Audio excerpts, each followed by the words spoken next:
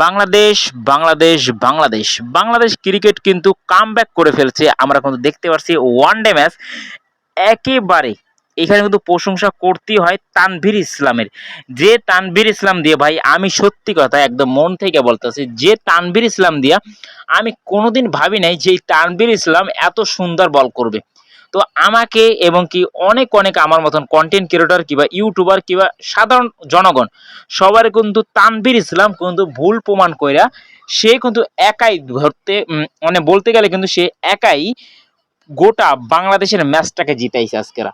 হ্যাঁ, অন্যান্য প্লেয়াররাও ভালো করছে, কিন্তু সত্যি আপনি যদি তানভীর ইসলামকে প্রশংসা না করেন তাহলে ভাই আপনি ক্রিকেটটা দেখার কোনো দরকার নেই।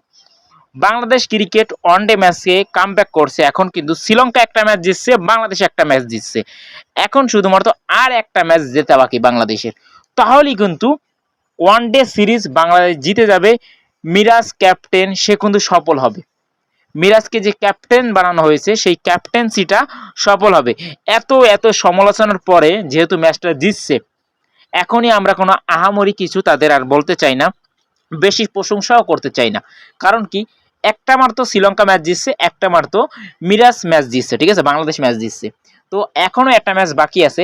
এখন দেখা যাক দ্বিতীয় মানে তৃতীয় যে ম্যাচটা আছে এই ম্যাচটা কিভাবে বাংলাদেশ খেলে। কিন্তু আসলেই মন থেকে আমি প্রশংসা করতে চাই তানভীর ইসলামের। সে অসাধারণ বল করছে, সে একাই কিন্তু পুরো ম্যাচটা টেনে নিয়ে গেছে। যদি তানভীর ইসলাম এভাবে উইকেট না পেত তাহলে কিন্তু কোনোদিন বাংলাদেশ এই ম্যাচটা জিততো না, ঠিক আছে। শামীম পাটোয়ারি অনেক সুন্দর বল করছে, তাকে নিয়ে আমি অনেক কথা বলছি, কিন্তু সেও অনেক ভালো, অনেক ভালো কি ব্যাটও করছে বলও করছে।